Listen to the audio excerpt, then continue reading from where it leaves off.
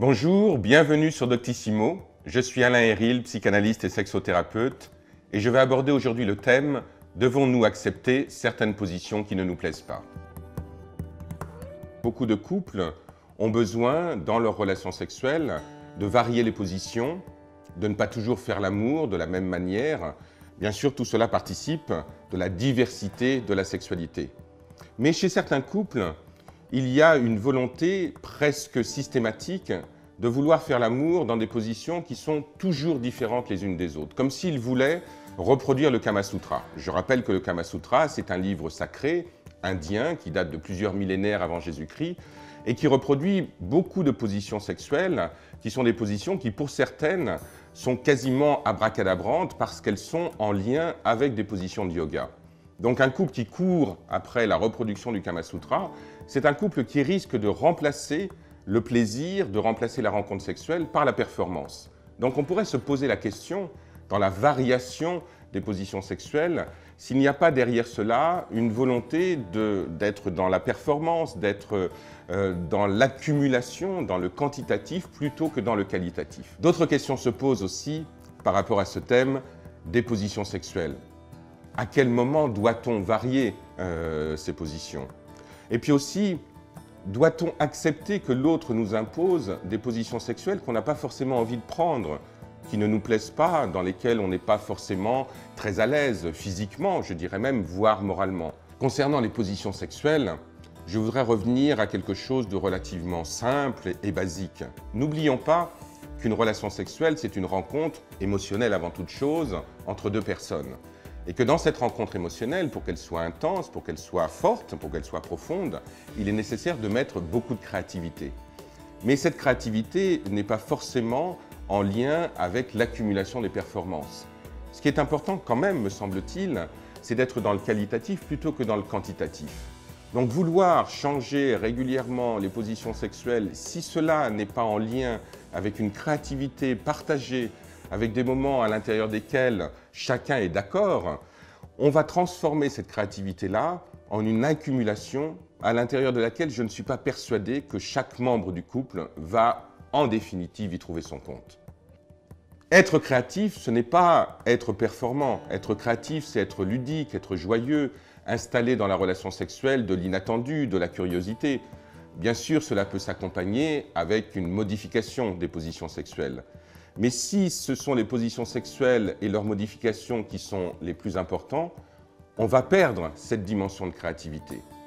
Donc, changer les positions sexuelles, bien sûr, mais toujours au service d'un plus de relations, d'un plus d'émotions, d'un plus de créativité et je dirais même d'un plus de rencontres.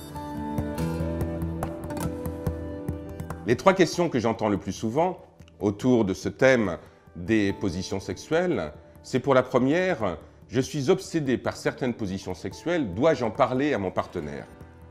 Alors bien entendu, lorsque j'entends cette question, ça laisse entendre qu'il y a chez la personne qui prononce cette question le fait qu'elle n'a pas parlé à son partenaire de ce qu'elle voudrait faire avec lui. Donc là, on revient aux fondamentaux de la sexualité et aux fondamentaux du couple, bien entendu, c'est bien sûr le dialogue. Il faut en parler. Parler de position sexuelle, c'est comme quand on parle de fantasme. C'est quelque chose qui va entraîner normalement du sourire, de la joie, de l'échange. Et là, on va rentrer dans cette dimension ludique de la sexualité. Alors après, ça ne veut pas dire que l'autre va forcément accepter. C'est pas parce qu'on a envie de faire la brouette japonaise que l'autre va obligatoirement avoir le désir de venir sur ce terrain-là. Mais en tout cas, le fait d'en parler laisse entendre qu'on a ce désir-là, et ce désir, il est partagé. Dès qu'il y a du désir partagé, il y a de l'entente, il y a un début de compréhension, et là, on va rentrer, bien sûr, dans cette dimension ludique et créative de la sexualité. La deuxième question, qui quand même est une question qui est assez fréquente, c'est « Je ne peux faire l'amour qu'en position du missionnaire, suis-je ringard ou suis-je ringarde ?» Je rappelle que la position du missionnaire, c'est la femme qui est allongée et l'homme qui la pénètre en étant sur elle. Si cette position est la position qui vous plaît, et si, là encore, à l'intérieur du couple, il y a un accord pour que cette position soit celle qui est le plus fréquemment utilisée, je ne vois pas où est le problème. On n'est pas dans l'obligation de mettre en place continuellement dans sa sexualité des positions qui sont des positions abracadabrantes, bizarres, extraordinaires.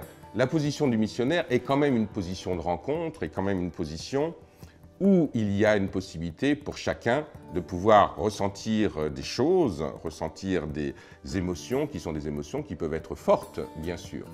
Je rajouterai juste une petite chose concernant la position du missionnaire, c'est que la position du missionnaire, lorsqu'on l'utilise, lorsqu'elle est fréquemment utilisée à l'intérieur du couple, n'oublions pas d'y associer le regard. Qu'un homme soit sur une femme et qu'il la regarde pendant la relation sexuelle va donner à la position du missionnaire une toute petite connotation qui peut être intéressante pour le partage sensuel, pour le partage sensoriel et bien entendu pour le partage sexuel.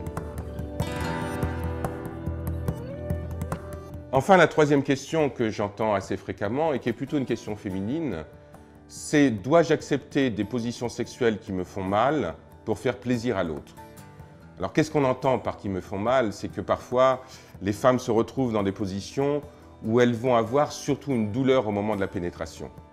Il est clair, il est évident qu'il n'y a pas lieu d'accepter des positions sexuelles à l'intérieur desquelles il y a une douleur qui est ressentie. Parce que tout d'un coup, la relation sexuelle va devenir quelque chose où dès qu'il y a douleur, il y a difficulté relationnelle, il y a impossibilité de pouvoir se rencontrer soi et rencontrer l'autre. Et bien sûr, dès qu'il y a douleur, cela évacue toute possibilité de désir, évidemment, mais aussi toute possibilité de plaisir. J'espère que ces quelques conseils vous auront été utiles. N'oubliez pas de vous abonner à la chaîne Doctissimo. Quant à moi, je vous dis au revoir et j'espère à bientôt.